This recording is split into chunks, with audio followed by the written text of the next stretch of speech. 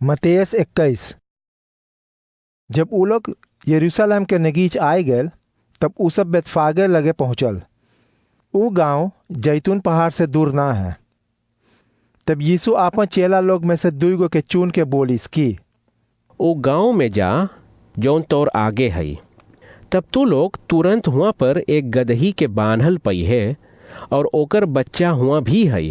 ओके खोल के हमार पास लई है और जब कोई कुछ पूछी तब बोल दी है प्रभु के एक काम है और वो अब्बे पठाई दी।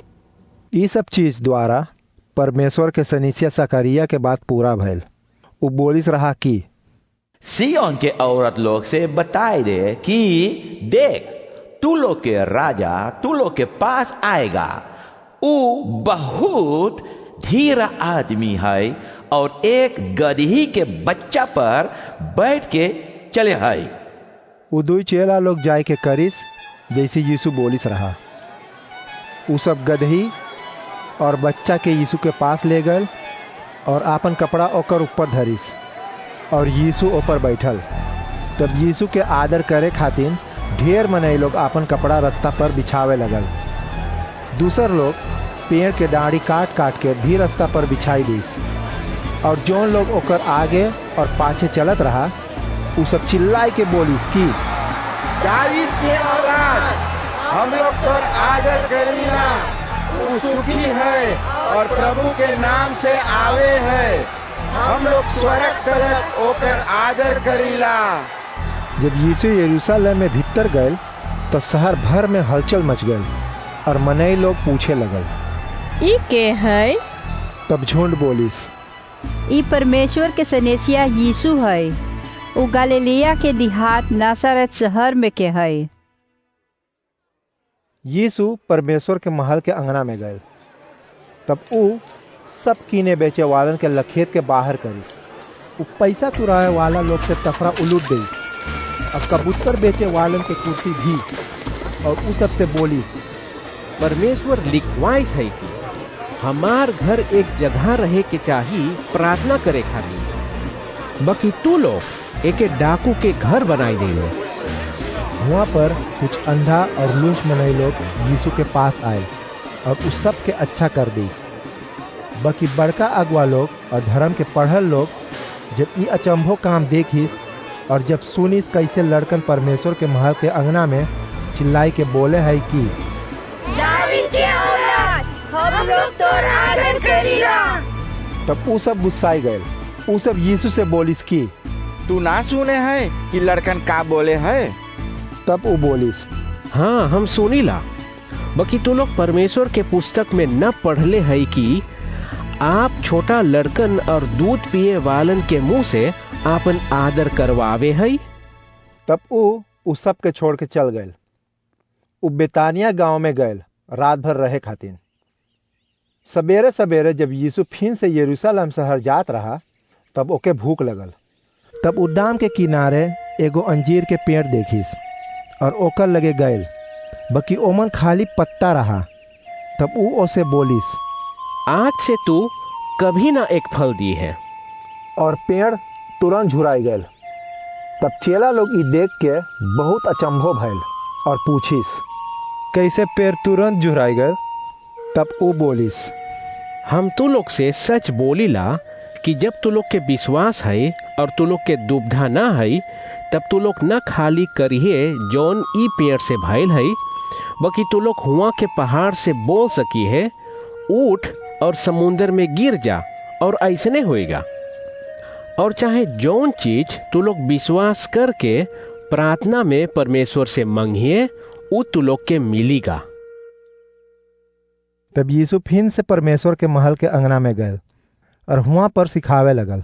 तब बड़का अगुआ लोग और जाति के बड़कवन ओकर पास आए के पूछिस कि तू ई सब चीज केकर हुकुम से करे और सिखावे है? तो से के बोलिस है ऐसे करे के? तब वो बोलिस पहले हम एक बात पूछब।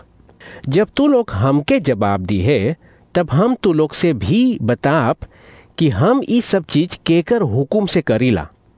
के यूहन्ना दोपू करे वाला के हुकुम देइस रहा मनई लोगन के दोपू करे के? ओके परमेश्वर हुकुम देस रहा कि मनई लोगन। तब अगवा और दूसर बड़कवन अपने में सलाह करके बोलिस, जब हम लोग बोलब ओके परमेश्वर हुकुम देस रहा, तब ऊ बोलीगा, तब तो लोग काहे के यूहन्ना के बात ना विश्वास कर ले हई। बाकी जब हम लोग बोलब ओके मनई लोगन ई हुकुम देस रहा, तब झुंड हम लोग के ऊपर गुस्साई जाएगा। सब कोई तो विश्वास करे है कि यूहन्ना एगो परमेश्वर के सनेसिया रहा। तब ऊ सब यीशु से बोलिस कि हम लोग ना जानिला कि के ओके हुकुम देस रहा। तब ऊ बोलिस, तब हम तो लोग से भी ना बताब केकर हुकुम से हम ई सब काम करीला। तब यीशु कहे लगल कि एक आदमी के दुई बेटा रहा। एक दिन उ गैल बड़कुआ के पास और बोलिस, बेटा आज तू जा अंगूर के खेत में काम कर। तब वो बोलिस, हाँ बाप। बगी उ ना गैल। तब बाप गैल दूसरकुआ के पास और ओहू से यही बात बोलिस। तब ई वाला बोलिस, ना हम ना जाप। बाकी एकरे बाद पछताए के तब्बो गैल काम करे। और यीशु धर्म के बड़कवन से पूछिस, तू लोग का सोचे है, ई दोनों में से के आपन बाप के बात मानिस? तब ऊ सब बोलिस, दूसरकवा।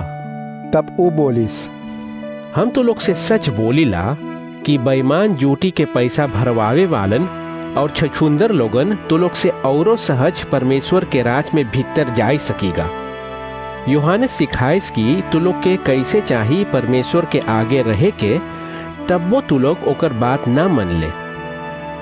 बाकी बेईमानी वालन और छछुंदर लोगन ओकर बात विश्वास करिस, तब वो तू लोग ई देख के आपन बुराई ना पछतैले और ओकर बात ना मन ले। एक दूसर मतलब के कहानी सुन। एगो जमींदार रहा। वो एगो खेत तैयार करिस और अंगूर के पेड़ बोइस। तब वो खेत के घेर के जमीन में एगो पेटी बनाइस, ओमन अंगूर गोड़ से कचरे खातिन। और वो एक ऊंचा दर्जा बनाइस जहां से चारों ओर दिखात रहा। तब वो आपन खेत एक दूसरे के भाड़ा करके परदेश चल गए। तब जब टेम आयल फल तूरे के, तब वो आपन गुलाम लोग के हुआ पठाइस आपन हिस्सा लेवे खातिन। बाकी खेतियर लोग उ सबके पकड़ के पीटिस, दूसर के मार ढाड़िस और तीसरा के पत्थर बिग बिग के मार ढाड़िस। तब जमींदार औरो गुलाम लोग के पठाइस। बाकी खेतियर लोग ई सबसे ओइसने करिस। तब अंत में वो अपन बेटा के पठाइस। वो सोचिस वो लोग ओके कुछ ना करीगा। बाकी खेतियर लोग जब जमींदार के बेटा के आवत देखिस, तब अपने में सलाह कर लेस कि ई हकदार है, आओ हम लोग एके भी मार ढाड़ी, तब एकर सब हक हम लोग के हो जाएगा।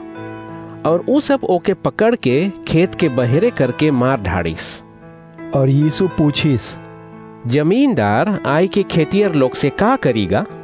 तब मनई लोग बोलिस, उ आई के ई निमक हराम लोग के जान से मरवाई ढाड़ी और खेत दूसरे के भाड़ा कर देगा, जे ओके ओकर हिस्सा फल टेम पर देगा। तब वो बोलिस, परमेश्वर तो लोग के मौका देस है ओकर राज में भीतर जाए के। बाकी हम तो लोग से बोलीला कि ऊ ई मौका तो लोग से छीन लेगा और एक दूसर जाति के देगा। उ सब ओके ओकर हक देगा। तो लोग परमेश्वर के पुस्तक में पढ़ले है कि जौन ईटा घर बनावे वालन बेकामिल मानिस रहा, उ सबसे कामिल ईटा मानल गईल है। ई परमेश्वर के काम है और ई सब देख के हम लोग अचंभो होइला। बाकी जे ईटा पर गिरीगा कि तो जे पर ईटा गिरीगा वो नाश हो जाएगा। तब बड़का अगवन और फरीसी लोग ई कहानी सुन के समझ गए कि यीशु उ लोग के विषय में बतियात रहा। उ सब मांगत रहा ओके पकड़े, बाकी झुंड के डरात रहा। मनई लोग ओके तो परमेश्वर के सनेसिया घत मानत रहा।